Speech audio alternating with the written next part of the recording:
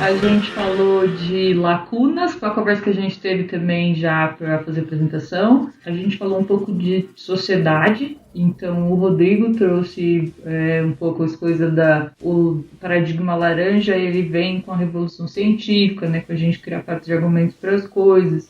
A gente começou a falar um pouco do verde, aí falando dessa relação da linearidade que o laranja tem, e o verde começa a quebrar essa linearidade porque a gente existe num ecossistema e a gente não existe numa linha.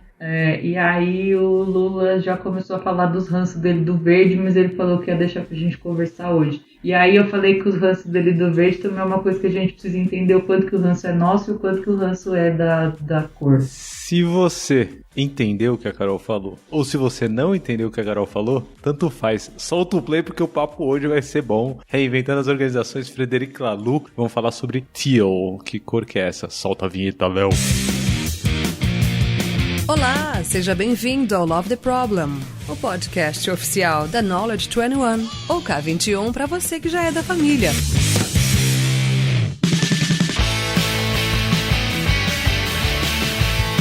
Fala, galera! Mais um episódio aqui do Love the Problem. E na verdade esse episódio é meio que uma continuação do anterior. Mas você não precisa ouvir o anterior pra entrar nessa conversa necessariamente assim. Dá pra você pegar o bonde andando tranquilamente. Mas o assunto que a gente tá falando desde o episódio anterior é o livro Reinventando as Organizações do Frederic Laloux. A Carol bem falou aí na abertura um pouco dos aspectos mais profundos que a gente discutiu no primeiro episódio. Dessa série de 2 episódios sobre o livro. E pra quem tá chegando agora, é importante dizer que a gente tá falando sobre o brigham que é dominante ou é operante nas organizações ao redor do mundo. E quando a gente fala de organização, a gente não está falando só de empresa, né? A gente está falando de qualquer tipo de organização. E o Laloux, ele traz as características de cada um desses paradigmas, né? E a Carol já vai começar aqui. Oi, Carol. Eu levantei minha mãozinha só porque eu acho interessante de falar que quando você diz organizações, né, não só empresas, mas organizações que existem, é importante a gente falar que o paradigma ele tá na sociedade, que foi um pouco do que a gente falou na semana passada, né? Que existe a complexidade da sociedade na qual a gente vive, a complexidade do sistema no qual estamos inseridos, e aí existem diferentes paradigmas para lidar com esses diferentes níveis de complexidade que a gente está lidando. Então, hoje, a nossa sociedade vive majoritariamente em um nível de complexidade que o paradigma laranja atende. Não atende em sua completude, porque a gente já começou a falar de lacunas que existem, como, por exemplo, o meio ambiente, que a gente conversou na semana passada, que começam a ser levados em consideração nos paradigmas seguintes. E hoje a gente vai começar exatamente falando desses paradigmas seguintes, né? Então, se você quiser saber sobre as organizações que operavam em paradigmas dominantes, né, do passado, as organizações, me ajuda aí, Carol, você que é muito boa nessas cores. Eu vou falar o meu é vermelho, amarelo, laranja, nessa ordem, né? Só que ele usa umas cores diferentes, né? E uns adjetivos, né? Só pra recordar aí, Carol, me ajuda aí. Impulsivo vermelho, conformista âmbar, realizador laranja, pluralista verde, evolutivo tipo. Boa. Na escala do Lula, que não lembra de âmbar nem ferrando e não lembra de tio tão fácil associando a cor, eu falo que é o vermelho, depois o amarelo, depois o laranja, depois o verde e depois o azul. Foda-se, eu chamo azul, o tio de azul, sem medo. Mas se você quiser saber dos paradigmas iniciais dessa escala, ouve o episódio anterior, porque hoje a gente vai discutir sobre os paradigmas talvez do presente e do futuro, sabe? E por aí vai, mas eu vou começar falando um oi pra Carol, porque eu não falei um oi direito. Oi, Carol. Oi, Lulinha, você tá boa? Tô boa, Carol. Estamos aqui novamente. Tô boa, cá estamos novamente, bem acompanhados, né? Estamos aqui mais uma vez com o Rodrigo Vergara, que debutou no Love the Problem no episódio passado, né? Tudo bom, senhor Rodrigo? Salve, salve, Lula. Eu achei que você ia mandar um opa lelê. Opa, Lelê, por que não? Agora vai. Agora podemos começar de fato. E a gente convocou, né? A gente convocou no último episódio aqui, convocação convocação é obrigatória, né? Convocação não é opcional. Então, ele fez o alistamento no Love the Problem e está aqui. Pandinha. Que saudade de você, Panda. Tudo bom? E aí, minha gente, tudo bom, tudo bom? E pra você que tá que nem eu, ó, chega num bonde andando, entra na janelinha e vem que vem. Tá tudo certo. Bora. Fazia tempo que eu não gravava com o Panda. Saudade.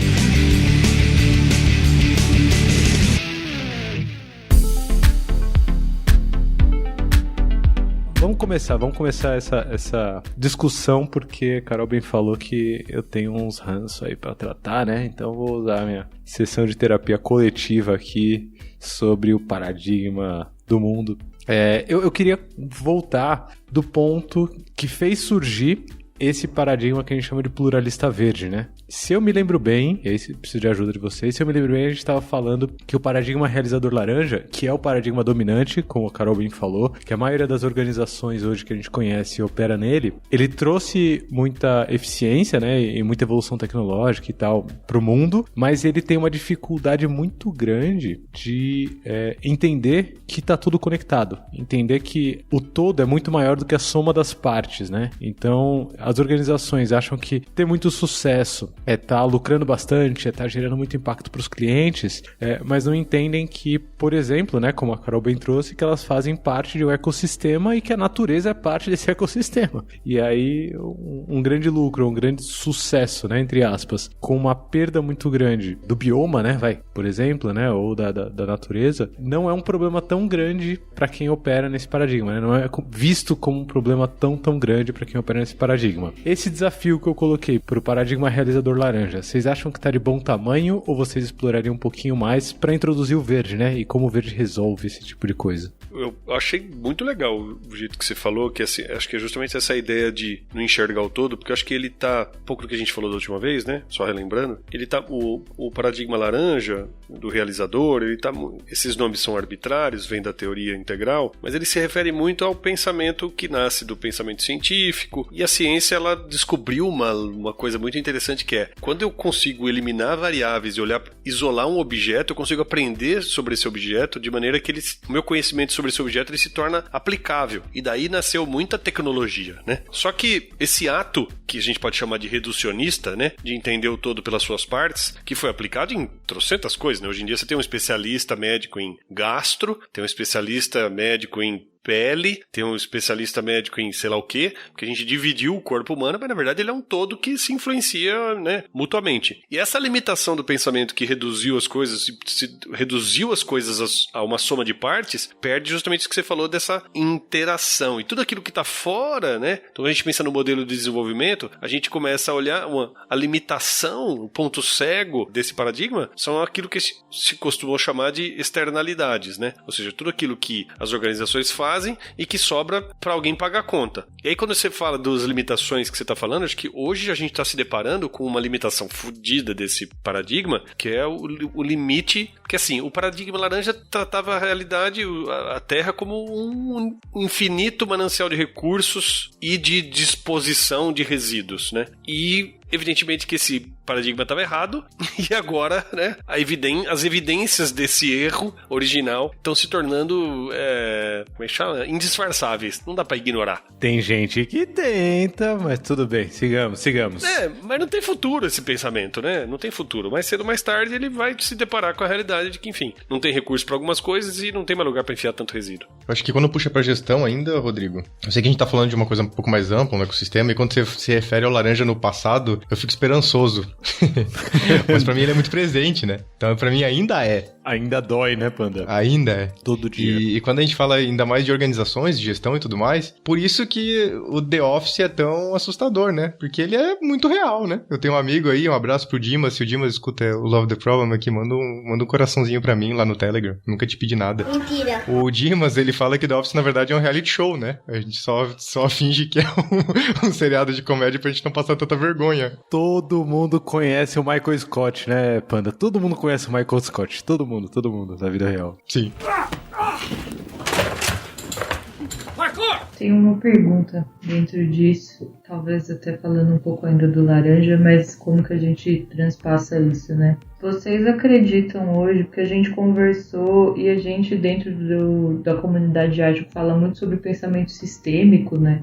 E nas nossas discussões sobre a teoria hoje, a gente também estava conversando sobre isso, que quando o Otto coloca uma coisa na caixa, eu vou olhar para a caixa, e aí cada caixa que ele cria, eu vou olhar aquilo como se fosse uma caixa específica com uma coisa que tem ali dentro. Vocês acham que esse modelo de pensamento local, né, que olha tudo localizado, como a gente faz, como o Rodrigo deu o exemplo do médico, é hoje a nossa maior limitação para transcender? Eu acho que sim, Carol. E ainda acho, por exemplo, que o verde é muito local. Pelo menos essas características de verde que a gente fala, ou que a gente vê, pelo menos nas nossas organizações, é que a gente fala aqui. Eu falo a gente, pessoal, posso falar a gente no plural aqui, porque a gente conversa sobre isso no Pontos Elefantes há um tempo já, né? Então a gente já trocou muitos desses contextos, assim. Muitas vezes, quando a gente fala de um verde, ele tem uma cara coletiva, onde o grupo de pessoas já, cada um tem sua voz como indivíduos, mas ainda é muito local. Então, por exemplo, quando a gente fala de agilidade, muitas vezes quando as pessoas falam de visão sistêmica, pra mim, é muito local. Não é sistêmico ainda. Ainda não é sistêmico. Tá rompendo um universo hiperlocal, mas ainda não é sistêmico. Ele pode estar considerando algumas outras variáveis. Quando a gente fala de timizagem, a gente também fala da cultura do time, né? Que também é super local. A cultura do time não representa a cultura da organização. E isso pode ser super conflitante, inclusive, ainda assim, né? Então, isso ainda é muito, muito, muito local, na minha opinião. Queria só dizer, assim, que, pelo menos pra mim, é assustador começar a pensar no todo. Porque quanto mais a gente pensa no todo enquanto ecossistema, né? Quanto mais a gente reduz as partes, mais a gente percebe o quão complexo tudo é e o quanto as coisas estão conectadas. E eu acho até que é por isso a dificuldade da gente de transcender isso, né? Porque é aterrorizante, pelo menos pra mim. Então, mas eu acho... É legal que eu falei, eu acho que eu posso falar qualquer besteira, né, depois, que é na minha opinião.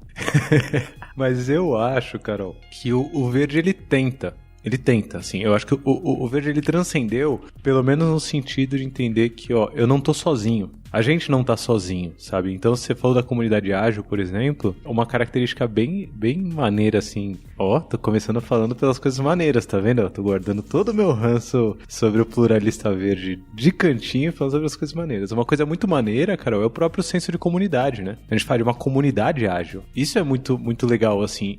A maioria das empresas, a maioria das pessoas que faz parte da comunidade, meio que independe em qual empresa trabalha, sabe? Onde tá. E isso é um negócio bem diferente do que a gente via antes ou do que a gente vê atualmente. Ó, Panda, tô falando no passado também do realizador laranja, né? Mas isso é bem diferente daquele modelo de a pessoa entra numa empresa, trabalha nessa empresa pro resto da vida e os contatos dela e os amigos e as relações estão meio pautadas profissionais, né? Estão meio pautadas nisso. A gente transcende isso bonito, assim. Então a gente entende dentro da comunidade ágil, e a gente tá falando bastante de ágil aqui porque eu acho que é uma instância interessante do pluralista verde pra gente pegar, né? A gente sai dessa visão do isolamento dos indivíduos, pelo menos, e começa a gerar um senso de, ó, a gente tá conectado de alguma forma.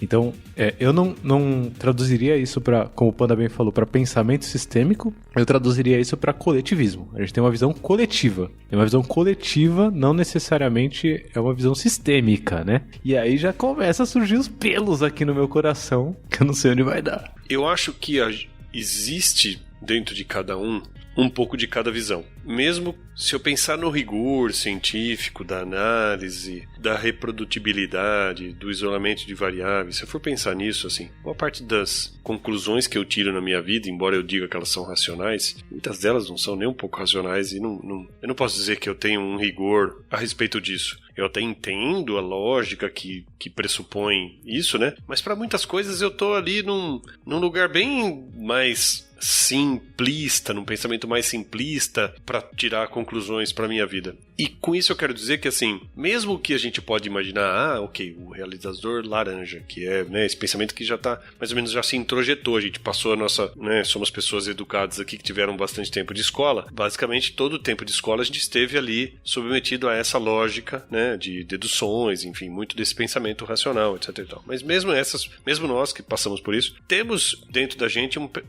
outras formas de pensar que são um pouco mágicas em alguns casos e um pouco mais simples e menos rigorosas. Ou seja, quando eu alcanço uma visão de mundo que transcende essa, né, que é o verde, que inclui, que tenta se abrir para as visões de outras pessoas, ela também é limitada, né? Então acho que o que eu tô ouvindo falar aqui é mais que assim, não é 0 e 1, né? Não é 0 ou 100, é uma gradação. Para algumas coisas eu consigo ter mais uma visão um pouco mais apurada, para outras não. Inclusive, Rodrigo, um parênteses bem importante aqui de falar que qualquer ranço que eu tenha, geralmente ele parte da minha incapacidade de transcender um paradigma, né? Então, se eu tô trazendo aqui qualquer coisa que é tipo, putz, isso me incomoda, é porque me incomoda primeiramente em mim mesmo, né? Assim, e desde das questões que o realizador laranja traz, porque a gente foi criado nessa fonte, eu fui criado nessa fonte, e eu carrego tudo isso que eu aprendi até hoje, e até o que eu tô falando do pluralista verde quanto ao coletivismo, assim, eu também carrego muito disso, e apesar de às vezes expressar como alguma coisa linear, não é linear, e às vezes, apesar de às vezes expressar também como alguma coisa de eu tô falando sobre o outro, no final eu tô falando sobre mim mesmo, né? Então, o tempo todo a gente tá falando sobre a gente mesmo e sobre vários paradigmas simultaneamente e a gente envolvido nisso tudo, né? Ou seja, o negócio é mais complexo do que simplesmente 5 rótulos com uma tabelinha com quais as características, faça o check no seu, sabe? Não é muito bem assim, né? É mais do que isso. É que assim, o que eu acho que o verde traz é uma riqueza, né? Eu acho que a gente hoje vive num paradigma verde desde quando a internet 2.0, vamos dizer assim, ganhou força. Ou seja, desde quando deixou de haver alguns produtores de conteúdos e a massa consumindo e passou a ser todo mundo produtor de conteúdo, porque aí a verdade e a realidade, né? Porque a realidade ela mesma, eu tenho uma palavra bonita para isso, ela é incognoscível, né? Ou seja, é impossível eu conhecê-la, porque ela é muito complexa. Muito, muito, muito complexa. O que eu consigo é filtrar por uma série, pelos meus sentidos, primeiramente, porque, tipo, tem até padrão de cor que eu não vejo, tem padrão de som que eu não ouço, tem um monte de dados da realidade que eu nem tenho acesso por causa dos meus sentidos, que são limitados. E depois que os meus sentidos captam essa realidade, eles ainda entra a minha mente, o meu córtex, transformando isso em conceitos pré-concebidos, em que eu tento encaixar as coisas que eu estou vendo nas coisas que eu já conheço. Então, assim, a minha capacidade de entrar em contato direto com a realidade é inexistente. Enfim, já teve muita gente, muito filósofo falando sobre isso já. Então, quando esse monte de gente a gente entrou em contato com as visões de mundo de todo mundo, de bilhões de pessoas, o que aconteceu foi que a narrativa a respeito da realidade, ou seja, a realidade que é expressa pelas conversas, pelas palavras, ela estilhaçou, né? A ponto de hoje em dia você poder escolher. E assim, as opções estão bem variadas, né? Você pode escolher, tipo, eu vivo num planeta que é uma esfera ou eu vivo num planeta que é plano? Dá até pra você escolher isso hoje em dia. Onde é que você acredita que você vive? Como é que você acredita que é a sua vida? E isso, em geral, é visto como um problema, porque antes era mais fácil, né? Quando a gente tinha meia dúzia de visões, uma que vinha, sei lá, de um centro de ciência de um lugar, outra vinha de outro, outra vinha da religião, pronto, acabou. E hoje não, né? Hoje é muita opção. E eu tenho que escolher, eu tenho que fazer escolhas disso. Né? E isso é muito estressante. Mas, por outro lado, eu que fui jornalista durante boa parte da minha vida, eu estava sempre buscando as autoridades para falar a respeito do assunto. E hoje em dia, eu acho que isso existe, mas está relativizado. Está relativizado porque, inclusive, a ciência, ela escolhe os seus objetos pela capacidade que ela tem de poder medir os objetos pelas suas ferramentas. E tem coisa que a ciência não consegue medir e aí dá um migué, subir um pouquinho e desvia, porque não dá conta de levantar, não dá conta de acessar. Mas as questões continuam existentes, né? Então, sei lá, tem aqueles dois... Eu vou parar de falar um pouquinho, porque esse Lula já tá com o dedo levantado, depois eu retomo. Vai lá, Lula. Eu queria saber, aqueles dois o quê? Agora não. Agora eu tenho que falar aqueles dois o quê? Não, tem aqueles dois cientistas lá, o que fazem... Tem até um programa de TV que era dos céticos e tudo mais. Eles vão lá falar contra os religiosos, porque esses religiosos são tudo burro, falar mal dos caras. Aí tem lá um cara fala assim, mas então... Aí eles vão pra um debate, vai. E aí um cara pergunta pra eles assim, mas por que é que eu estou aqui? Um cara da multidão fala, por que é que eu estou aqui? Qual é o sentido da minha existência? E aí ele fala assim, essa pergunta tá errada. O cara falou, obrigado, né? Não é porque você negou a minha pergunta que ela deixou de existir. Ela continua existindo. Continua me afetando e me afligindo. Mas a ciência escolhe alguns objetos sobre os quais ela se debruça porque ela consegue aplicar o seu modelo. Para outras coisas não dá. Então é bom que a gente tenha acesso a uma miríade de outras visões que ajudam a gente a fazer as nossas escolhas a respeito de como é que eu acho que a realidade funciona para mim. Interessante o poder de um não sei, né? Para os dois lados. até pegando esse exemplo que você deu a sua pergunta tá errada, o quanto me pegou isso agora, né? O quanto pesa a gente dizer que não sabe uma coisa dentro da sociedade na qual a gente se encontra. E o dizer que não sabe, né? O assumir que não sabe, já dizia a porra do Sócrates, o Platão, lá atrás, que eu só sei que nada sei. Ele tava lá dos 50, sei lá quantos mil anos atrás, esse homem já estava falando isso, a gente ainda não entendeu. E o não saber, né, a ciência do não saber, ter ciência do não saber é o que nos move para tentar saber algo, né, para tentar chegar numa resposta ou então para chegar numa conclusão de que realmente não temos as ferramentas e os conhecimentos necessários para entender isso. E tudo bem, e a gente segue aí. Isso aí é outra coisa, exatamente, o Rodrigo mandou aqui no chat, que é difícil aprender quando eu acho que eu já sei. É difícil aprender quando eu acho que eu já sei ou quando eu acho que eu não tenho que demonstrar que eu não sei. E aí já é outra coisa que a gente entra em contato com a vulnerabilidade, né? Eu não posso falar que eu não sei uma coisa, eu enquanto cientista, ou eu enquanto uma liderança, ou eu enquanto qualquer outra coisa, né? Eu já deveria saber disso, eu tinha que ter uma resposta para isso, porque eu não posso não ter uma resposta para alguma coisa. E eu entendo que muito do que a gente passa nesse transcender, né? Nessa jornada da transcendência e da mudança de paradigma, ela esbarra nisso. Foi o que a gente conversou no último papo sobre as lacunas, né? E da gente repetir os padrões do passado. Então, quando eu me deparo com uma coisa que eu não sei explicar, quando eu me deparo com uma lacuna que eu não consigo preencher, eu tenho que descobrir qual que é o novo jeito de preencher isso, levando em consideração não só o que eu acredito, não só os meus padrões, mas todos os outros padrões que existem aqui e o que está emergindo a partir disso. E hoje a gente tem essa dificuldade por uma série de questões, que foi o que eu falei há uns 10 minutos atrás. Eu fico apavorada só de pensar em todos os nós que existem quando a gente começa a falar de complexidade dentro de uma organização. Só que a minha pergunta, na verdade, quando eu levantei o dedo para falar sobre a minha pergunta, também puxando da fala do Rô, é quando que o meu paradigma esbarra no do outro. Quando a gente está falando de complexidade e quando a gente está falando de ecossistema, o ecossistema é um ecossistema inteiro, né? Seja ele dentro de uma família, seja, se a gente for pegar o menos, né? Seja ele dentro de uma família, seja ele dentro de uma organização, ou seja realmente dentro de um país e de um mundo e crescendo. Em que momento eu esbarro no outro? Que a minha visão vai esbarrar na visão do outro e que talvez eu não consiga seguir a partir dali, sabe? Vocês entenderam o que eu tô querendo dizer? Eu acho que eu entendi. Eu acho, né, Carol? Não tem como dizer. Entendi mesmo, mas eu acho que eu entendi. E eu diria que a resposta para essa pergunta, até por tudo que a gente tem debatido no Pontes e Elefantes há bastante tempo, a resposta para essa pergunta está muito ligada a... Depende do que a realidade pede. O paradigma esbarra quando muda o que a realidade pede. Por que eu tô falando isso? Porque um negócio que todas as discussões que a gente teve até hoje sobre o Reinventando as Organizações de Frederic Laloux enviesam a gente muito para um lugar de quanto mais evoluído o paradigma, e só nessa frase já tem esse viés muito grande, né? Mas quanto mais próximo do tio, né, o paradigma, quanto mais distante do vermelho, melhor. E na verdade quem manda é o contexto, né? Quem manda é a realidade. O que está acontecendo na vida real. Então é aí que acho que entra o conflito, porque a partir de um certo problema, quem opera mais dentro de um paradigma vai tentar resolver esse problema de um jeito. Quem opera mais a partir de outro paradigma vai tentar resolver a partir de outro jeito. E tem jeitos que funcionam melhor para uns problemas e jeitos que funcionam melhor para outros. E eu acho que é aí que entra o conflito, porque eu já me vi várias e várias vezes tentando resolver um problema de um jeito que talvez um paradigma anterior resolvia melhor, sabe? Um paradigma posterior resolvia melhor, mas como eu tô meio que preso no meu, porque às vezes eu nem sei que eu só vivo, eu acabo brigando pela perspectiva que tá na minha cabeça, né? Ao invés de trazer outras perspectivas. Você falou, às vezes tem um problema que um outro paradigma resolve melhor e eu tô muito preso a um paradigma.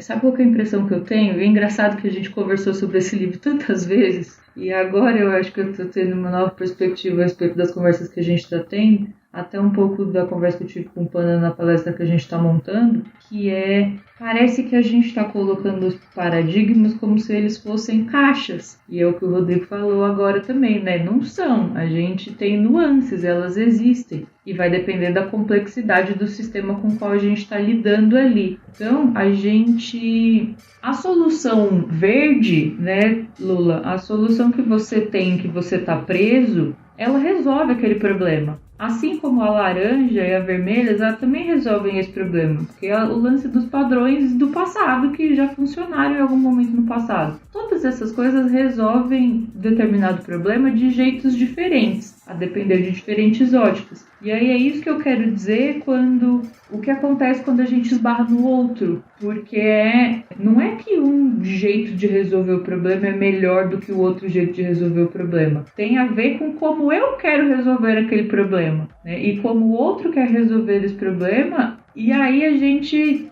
passou a olhar para nós mesmos de novo e não para a situação em si, que aí volta no que o Lalo fala, que a gente é egóico, né? Todos os outros paradigmas antes do tio, eles estão pautados no nosso ego, e do tio para frente, porque tem paradigmas depois do tio, né?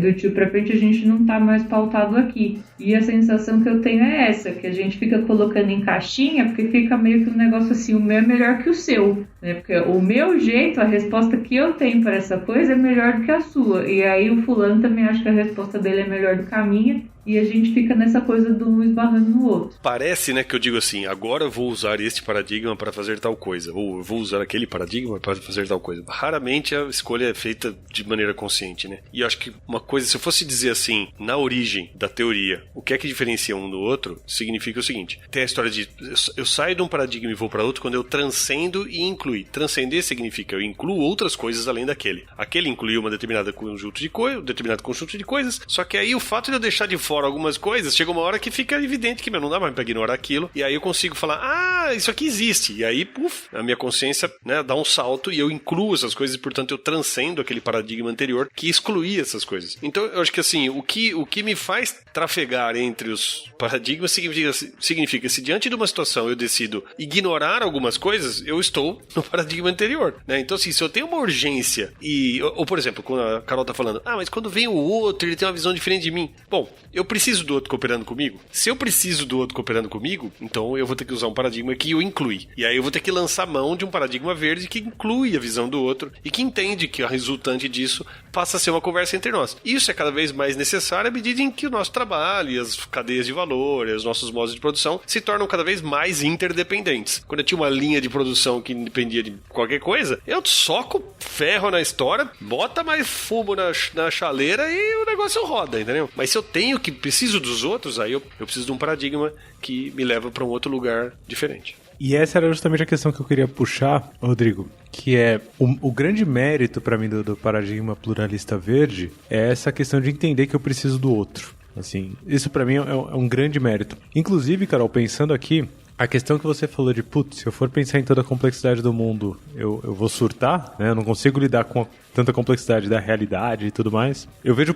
o pluralista verde, as características, né, que o Lalo traz do pluralista verde, tentando resolver esse problema, levando pro todo. É do tipo, beleza, é muita coisa pra mim, eu não consigo segurar. Beleza, mas se a gente estiver junto nessa pegada, se a gente tiver, tipo, tamo juntão mesmo, beleza, junto a gente consegue, sabe? Ou, eu não sei alguma coisa, né? Vocês falaram, eu não sei alguma coisa, ou eu errei.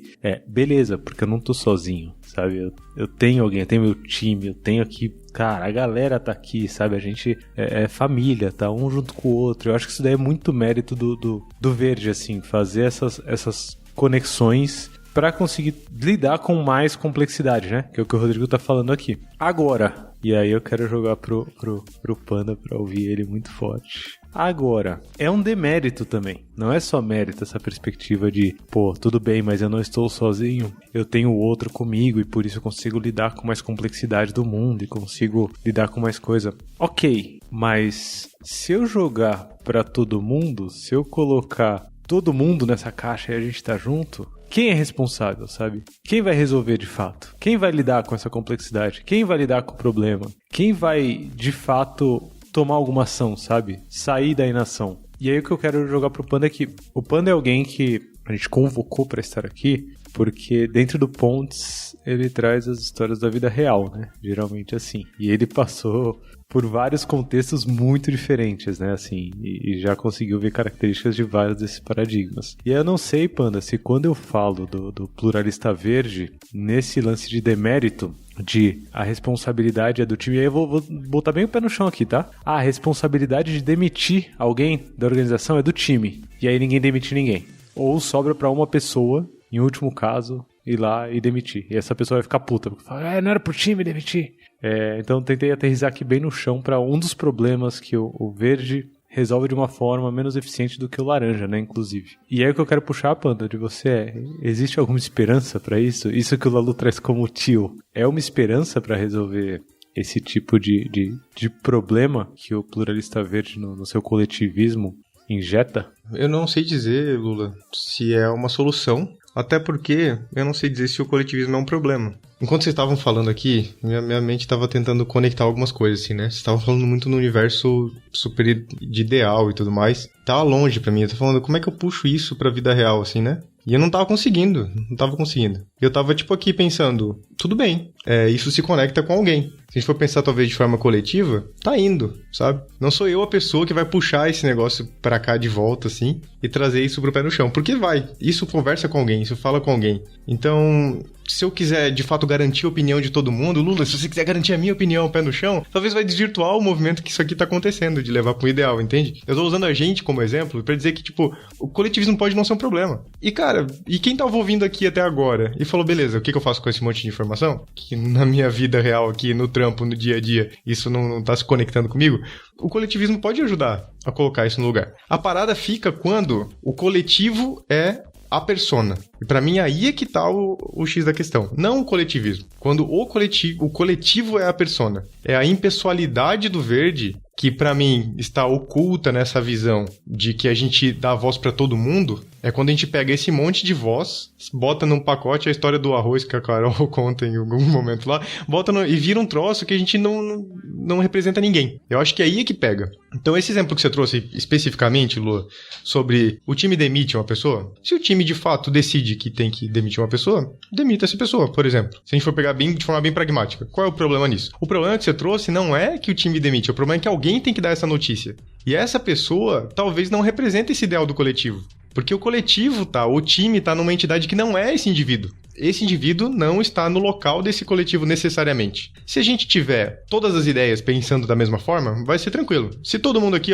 nós quatro aqui, eu, Rodrigo e Carol, a gente entende que tem que demitir o Lula aqui do Love the Problem, é fácil. Se cada um de nós acreditar nisso, se essa democracia for 100% aqui, 100% de votos em que o Lula tem que sair do Love the Problem, vai ser fácil. Qualquer um pode dar notícia. Agora a parada é o seguinte, eu e o Rodrigo a gente diz que o Lula tem que ser demitido do Love the Problem, mas a Carol não. E aí a maioria, consenso aqui, a gente faz uma votação aqui, a votação representa uma ideia de um ser que não tá aqui presente, que é o time resolve demitir o Lula, mas a Carol não queria. Obrigado, galera, foi um prazer trabalhar com vocês, Carol, obrigado por tentar. Valeu. O Lula continua aqui porque a Carol continua acreditando nele. Mas é essa parada pra mim que é talvez o problema, não é o coletivo. O problema é a impessoalidade que algumas coisas dessas trazem. E a gente vem de uma mentalidade, se a gente for seguir esse caminho evolutivo que o Lalu propõe, desses paradigmas, né, que a gente tá passando por eles, a gente vem do laranja onde uma pessoa que tem o poder acaba decidindo, independente da voz coletiva ou não. Ela pode dar voz, ela pode ouvir o que o coletivo tem para dizer, mas a porta-voz, no fim das contas, quem assina o documento, né, a pessoa que manda o e-mail avisando, a pessoa que começa o formulário, é uma pessoa. Então a gente vem dessa construção, né, de uma pessoa, e daí a gente coloca isso numa coisa abstrata. Eu acho que colocar essa responsabilidade em algo abstrato é que seja um problema muito maior do que o coletivismo. A gente tava falando da forma de navegar nos paradigmas, né? E daí, tipo, se tiver rolando uma guerra civil, né? E a minha necessidade for de sobrevivência e alguém estiver tentando invadir a minha casa, eu não vou fazer uma retrospectiva com a pessoa, sabe? Porque não é uma questão de dar voz pra todo mundo. A pessoa tá querendo, sei lá, invadir minha casa, matar, tomar o lugar onde eu moro, matar minha família, enfim. Eu não vou fazer uma retrospectiva com ela. Porque esse negócio, a gente vai terceirizar uma parada que é ali dos indivíduos que estão ali presentes pra uma coisa coletiva. Não vai fazer sentido, entende? Isso não faz faz sentido também para as nossas organizações hoje em dia. A gente transferir essa coisa para algo abstrato. Para mim, essa que é a grande parada do verde. E Lula, eu acho que a Carol, não vai apoiar sua... Já era, eu caí, já era, gente. Agora... Eu desde sempre falei que era pra demitir o Lula, vocês estão usando esse exemplo equivocado, não fui eu. Foi o time. Não é sobre isso. Quando essa tua fala, ela conectou muito comigo de muitas formas. Primeiro porque eu não achei que eu estivesse falando de uma coisa muito abstrata e ideal. E aí quando você trouxe, eu falei, meu Deus do céu, pensei comigo, será que eu tô tão longe assim nas coisas que eu tô pensando? E não no sentido de ser melhor, sabe? No sentido de, será que a minha cabeça ela já tá tão pensando numa coisa muito ideal que eu não aterrizo mais. E eu tô tentando fazer essa reflexão aqui, essa é a minha primeira abertura de coração aqui para vocês. E a outra, e talvez seja isso que eu esteja querendo dizer quando a gente fala de esbarrar no outro, quando a gente fala do verde e desse senso de todo, né? desse senso de um pequeno todo, que é ali um time, que a gente considerar as outras pessoas de forma tão forte que isso cria uma entidade que é invisível e que não tem identidade, né? A gente cria ali um ser sem identidade própria, porque não dá para eles colocar várias identidades numa só, enfim. Isso é muito bom por um lado, porque traz esse senso, muito ruim por um lado, porque nos desresponsabiliza, e eu diria até mais que é extra ruim, porque tira essa noção de que existem papéis que são mais importantes do que outros, que era outra discussão que a gente estava tendo essa semana também lá no Telegram. Existem papéis dentro de ecossistemas que são mais importantes do que outros, e que eles vão ter mais voz ali, em detrimento de outras vozes. Não porque essas pessoas são melhores, ou porque essas pessoas fazem um trabalho melhor, ou por qualquer outro tipo de coisa. Não, porque provavelmente aquela pessoa ali naquele ecossistema tem um peso maior do que o das outras pessoas. E essas outras pessoas podem ter pesos maiores em outros ecossistemas, né? Por isso que a gente não se reduz a uma coisa só. Então, eu acho que isso é importante. E aí, como fica o nosso ego quando isso acontece? Né? Porque se a gente está transcendido por um verde, se a gente está transcendido por um entendimento de que todo mundo é importante e que todo mundo tem valor, como que eu fico quando eu percebo que talvez uma outra pessoa tenha mais valor do que eu ali naquele ecossistema? Eu falo que eu estou passando por uma crise de identidade aqui nesse exato momento, nesse sentido, de olhar assim e falar, será que eu deveria estar incomodada com o fato de uma outra pessoa ter mais valor do que eu dentro de um ecossistema? Ou será que eu deveria estar incomodada com eu ter mais valor do que outras pessoas dentro daquele ecossistema? E assim por diante. E aí queria ver isso com vocês, assim, o quanto hoje não só isso, né, quanto hoje o verde ele traz essa problemática, e o quanto será que a gente não está lutando contra isso, né, contra esses papéis que são mais importantes do que os outros de graça, saca? Lutando contra a existência de lideranças. Muitos falam dentro da nossa comunidade sobre autogestão, sobre não sei o que, sobre liderança horizontal, etc. Bicho, uma empresa gigantesca, dificilmente você não vai ter, se ela já existe dentro desse paradigma. E aí, por que a gente tá aqui lutando para isso não acontecer, sendo que a gente deveria, como o próprio Rodrigo falou, tá adequando o nosso discurso para que esse discurso inclua com quem a gente tá falando.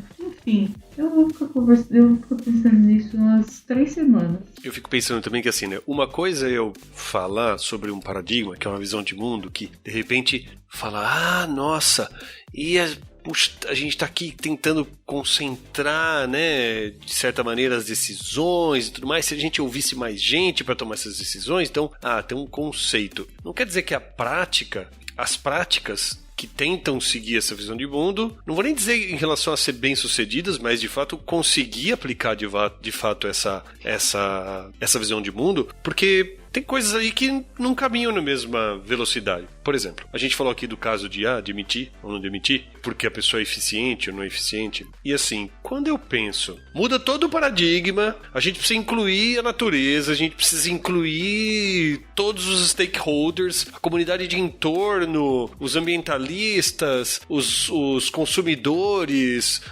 Fala sério, hoje em dia quando você pensa nos reports anuais de empresa, eles têm lá, mecanismos super sofisticados de engajamento de stakeholders para que você tenha representantes das diversas comunidades de pessoas que entram em contato, que são impactadas de alguma maneira pelo seu negócio, possam opinar para falar sobre se os seus resultados são positivos ou negativos. Ok? Só que, em nenhum momento, a gente, assim, não vou dizer que em nenhum momento, isso eu tô exagerando só para marcar o meu ponto, mas assim, afetou muito pouco a noção do que é eficiência, afetou muito pouco a noção do que a gente quer como resultado dessa organização. A gente inclui um monte de coisa, mas no final das contas, tem que dar resultado pro acionista. Ponto, acabou. Não, tudo bem, ok. Se eu for olhar os reports hoje em dia, eles têm, triple bottom line, então estamos olhando ali para impacto ambiental, impacto social. Mas assim, na maior parte das vezes, até o tempo que eu acompanhava isso algum tempo atrás, era tipo, vamos dar uma lambuja aqui para esses dois outros aspectos, mas assim, o que vale mesmo e o que vai ser medido, o que faz diferença lá na bolsa, no final das contas, qual é o retorno que a gente está dando para o acionista. Então assim, como é que pode mudar todo o sistema de produção, toda a lógica de como é que a gente está incluído o papel da organização na sociedade inteira e o bottom line continua o mesmo? Aí fica essa esquizofrenia em que a gente precisa, legal, a gente precisa levar em consideração um monte de coisa para atender ao mesmo objetivo do paradigma anterior. Tudo isso para dizer assim, não é pra então a gente catar o paradigma e jogar fora. É só pra dizer assim, puxa, será que as nossas ações estão, de fato, todas elas, e o nosso contexto tá, das pessoas mais influentes, para usar aqui, pra gente poder se referir às pessoas que compõem uma organização, e as pessoas mais influentes, hoje em dia ainda são em grande medida os acionistas, será que essas pessoas estão nesse paradigma e cobrando que a empresa abra mão de resultado financeiro para que traga um melhor impacto social e ambiental? Acontece, mas é raro.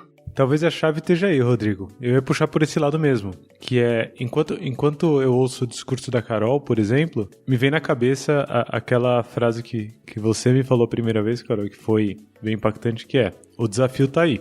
A gente tem duas opções. Ou a gente aceita ele, ou a gente nega. E assim, também tá tudo bem negar, né? Você mesmo me falou na época assim, tá tudo bem negar, e ok. Mas hoje eu tento me colocar numa perspectiva dessa que o Rodrigo trouxe, eu tento me colocar em um ponto de aceitar, e é muito difícil já fazer isso, meu Deus do céu. Só aceitar que ok, sei lá, funciona assim, rola assim e tudo bem. E junto com essa aceitação, eu tento entender talvez como superar esse desafio. Usando um fator que pra mim é extremamente relevante, que é o tempo, né? Assim, a gente é muito ansioso, né? A gente quer que, de hoje pra amanhã vai tudo mudar e tudo mais. Não vai, sabe? Assim, principalmente essa relação de poder, né? Vocês trouxeram, assim, não vai mudar, assim, de hoje pra amanhã a relação de poder. Vai continuar assim por muito tempo, mas isso também não pressupõe uma inação, né? Inclusive eu tava falando com o Panda essa semana sobre isso, né? Isso não pressupõe que, assim, demorar muito tempo pra mudar não significa que eu vou ficar parado olhando pro teto esperando mudar. Eu aceito o desafio e eu vou fazendo o possível. Então, por exemplo, Carol, tentar aterrissar aqui. Não sei se alguém que ouviu até aqui vai querer aterrissar, né? Porque a gente ficou lá no alto um tempão e tá tudo bem, assim. Mas tentando aterrissar aqui, o que eu busco fazer hoje dentro desse jogo de poder, tentando transcender, né? Aceitando tudo que faz a coisa funcionar e tentando encontrar jeitos de vencer os desafios atuais, eu tento muito só deixar mais claro o que tem nesse jogo de poder que a gente consegue enxergar, que eu consigo enxergar e que o outro consegue enxergar, sabe? E aceitar que, tá tudo bem, beleza, é assim que funciona, tudo bem. Agora, é aí que conflita as ideias das outras pessoas comigo ou de outra pessoa com poder comigo e por aí vai, porque esse desafio é um desafio que não necessariamente o coletivo tá comprado nele, né? É um desafio que eu tô me propondo a ele. Beleza, então talvez eu entre em choque aqui, ali e por aí vai. E a gente vai remando, né? Vou assim, remando e por aí vai. Que é exatamente o movimento que a agilidade fez, né? Se você for pensar assim, é o movimento que a agilidade vem fazendo, né? Só que fez, né? Na última década, principalmente, fez muito forte. O que me remete ao episódio sobre a história da agilidade com o VH, com o Vitor Hugo aqui, que no final ele tá trazendo também, junto com a Ximena, né? essa perspectiva da evolução ao longo do tempo. E eu espero que daqui 10 anos, quando a gente gravar o episódio sobre Tio, finalmente, a gente consiga falar um pouco mais do presente, né? E não sobre os desafios que a gente vai vencer.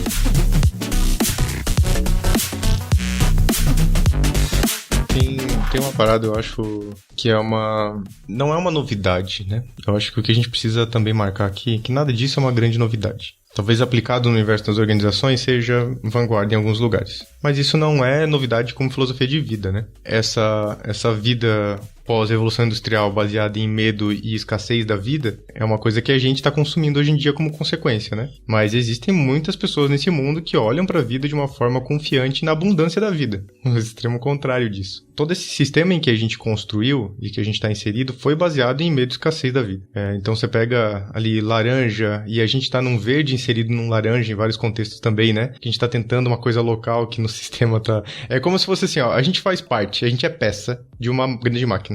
Depois, a gente é parte de um sistema. E quando a gente olha para o mundo de forma evolutiva, a gente é o sistema. Põe aí o som de cabeça explodindo, Léo. Como que é o som de cabeça explodindo? Trovão. Brum.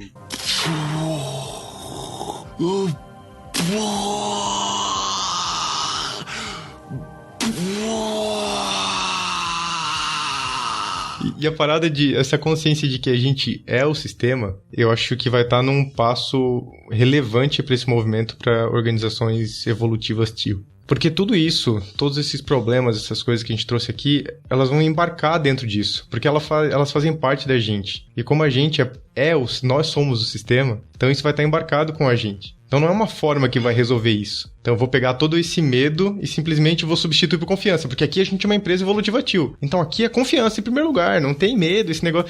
Não é, porque a gente é um sistema, né? Nós somos um ecossistema. Nós somos um organismo vivo dentro disso aí. A gente não é uma máquina, né? E é um desafio mudar uma sociedade que veio construída nesse olhar de medo e escassez para uma relação de confiança, sabe? Quando a gente fala das pessoas estarem vivas aí nas organizações, sabe? Que a gente fala para as pessoas estarem de forma integral nas organizações, que a gente fala para as pessoas confiarem umas nas outras. É difícil fazer isso quando a gente é consequência da resposta de um sistema de medo, sabe? E para mim o evolutivo TIO tá exatamente nesse ponto. E ele transcende qualquer coisa mais material que a gente possa falar de trabalho, de forma de trabalho, de produto que a gente faz, de como a gente se organiza, para muito mais a ver com essa coisa transcendental, né? Do ecossistema, assim. Eu acho que a dificuldade, Panda, talvez, de vencer o medo da escassez é porque medo e escassez hoje são combustíveis no mundo, né? Então como você vence o medo da escassez sem usar eles como combustível? Ou usando eles como combustível pra vencer eles mesmos, sabe? É aí que minha cabeça começa a pirar, né? E talvez o TIO traga uma perspectiva de usar como combustível o propósito evolutivo, mas, cara, não sei. Isso daí é consistente hoje, né? É tangível? Dá pra usar? Eu vou dar uma visão de como eu enxergo isso. Acho que os paradigmas, a evolução dos paradigmas, eles vão desfazendo separações, né? Então, quando eu pulo do laranja pro verde, eu desfaço, vamos dizer assim, eu tento fazer uma emenda numa separação entre a gente e a natureza, por exemplo. Né? Que é uma separação de mim da natureza que, tipo, valeu, só porque você quer, né? Que não vale para nada. E depois, quando a gente vai pro, né? Quando a gente vai pro verde, a gente inclui a natureza, mas inclui junto também o outro, né? A sociedade, os outros, as opiniões, etc e tal. E eu acho que quando a gente vai pro TIO, acho que a separação que a gente tá transcendendo é a separação de mim comigo mesmo. Porque acho que o grande salto é a inclusão do observador na parada. Então, quando o Panda fala assim, nós somos o sistema, essa é a parada, essa é a voz do TIO falando pra mim. Porque o que o TIO faz, ele traz, né, toda a ciência já foi lá adiante dizer que o observador altera o objeto que é observado, né? E isso já está, enfim, corrente, né? Não há ciência sendo feita sem levar em consideração. Não há boa ciência que não leve em consideração isso, né? Qualquer que seja ela, né? Então, assim, quando eu incluo a minha perspectiva e quando eu me incluo e eu percebo que eu importo na equação e na conta toda, o que acontece é que as minhas vontades, eu gero um olhar para as minhas vontades e para as minhas demandas que são muito únicas minhas. E eu acho que aí há uma fronteira pra gente romper a escassez, porque até aqui a gente tava falando de o que é bom pra todo mundo. Então vem, né, a gente tinha uma visão do tipo, sempre muito centralizada, do tipo, o que é bom pra todo mundo, e vamos dizer pra todo mundo, e todo mundo querendo aquilo, só que não tem pra todo mundo. No momento em que eu me incluo na parada, e eu vou buscar em mim o que é que eu quero, e a minha coisa única, pode ser que assim, o que eu quero, só eu quero. Aí não tem disputa, aí tem uma puta abundância. Então pode ser que eu vejo uma chance da gente romper a lógica da escassez quando eu me incluo na história, e eu percebo que eu, e a minha maneira de enxergar as coisas, é única. E que, portanto, para me atender as minhas necessidades, talvez eu precise de algo que é totalmente diferente daquilo que estão dizendo para mim. E talvez eu precise de menos do que estão dizendo para mim. Então, e talvez seja diferente do que os outros querem. Então eu não tenho que disputar por um lugar, porque esse lugar, na verdade, ninguém tá querendo, só eu. Eu acho que isso é material suficiente, Rodrigo. Esse fechamento, assim, minha cabeça explodiu umas 3, 4, 5 vezes, pelo menos, durante esse episódio. E eu acho que isso é suficiente pra quem ouviu e gostou, ouvir mais umas 3 vezes esse episódio, né? Eu, pelo menos, vou ter que ouvir umas 3 vezes. E dando um tempo, né? Assim, eu ouço uma vez, aí dou um tempo, penso, e falo, deixa eu pensar de novo. E eu queria deixar um pedido aqui, pra quem chegou até aqui, né? Pra quem ouviu até aqui todo esse papo. Que a gente já sabia que ia ser profundo, porque a gente leu o livro junto, os 4, o Reinventa as Organizações, e a gente discutiu... depois de ler cada uma das partes, assim, a gente sentava e discutia um pouco, sentava e discutia. 20 episódios, né? Discutindo essa brincadeira no Pontos e Elefantes. Então, pra quem curtiu, acho que uma primeira dica é ouvir o Pontos e Elefantes. Procurei Pontos e Elefantes e ouve, que vai ter muito mais disso. E depois conectando com Teoria U, que a Carol já trouxe um pouco aqui, inclusive, e tudo mais. E se você ouviu aqui, ouviu no Pontos, gostou bastante e acha que vale a pena a gente voltar nesse assunto depois de ouvir, reouvir, entra lá em bit.ly. Desculpa, essa ideia é do Pontos, né? Pode ser bit.ly/Pontos Podcast, funciona também. Mas aqui no caso é k21.link/Love the Problem. Pode ser qualquer um dos dois. A gente atende pelos dois canais. k21.link/Love the Problem. E deixa um comentário falando, putz, vale mais um episódio tranquilamente, assim, pra falar só sobre essa valorização de mim comigo mesmo, né? Essa conexão, né, Rodrigo, de mim comigo mesmo e o tio, mas sem desconectar de mim com outro, sem desconectar de mim com o universo, né? Como que a gente mantém tudo isso? Que tem um exercício muito de especulação e observação, né? Porque a gente não tá falando do presente. Se já deixou o Panda feliz a gente falar do Realizador Laranja no passado, falar do tio no presente é quase impossível ainda, né? Mas eu acho que vale talvez um episódio inteiro sobre isso, se você entrar em k21.link/Love the Problem e falar que é isso mesmo, né? É isso mesmo, mais um episódio e tal. Mas eu acho realmente que vale a pena escutar de novo. Esse e o anterior eu vou escutar pelo menos umas 3, 4, 5 vezes. Estamos aqui todos pensativos.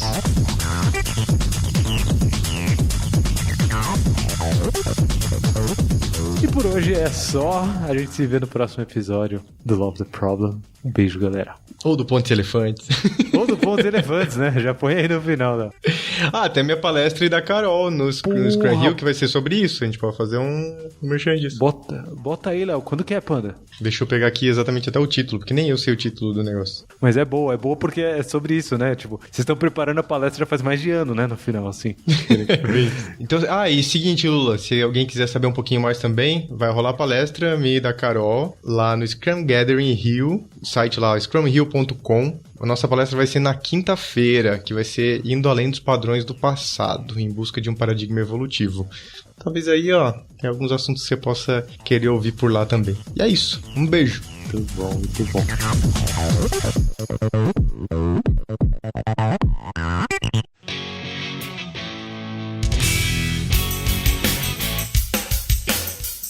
Você acabou de ouvir mais um episódio do Love the Problem. Esse podcast chega até você com o apoio da Knowledge 21. Confira mais um k21.com.br.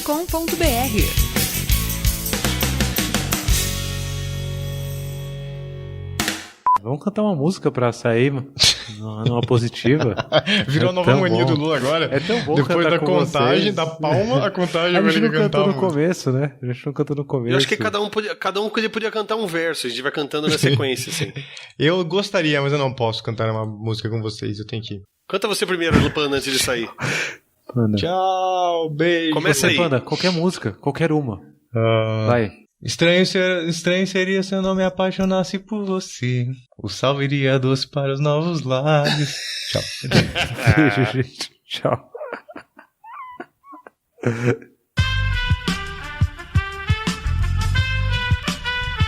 Esse podcast foi editado por Aerolitos Edição Inteligente.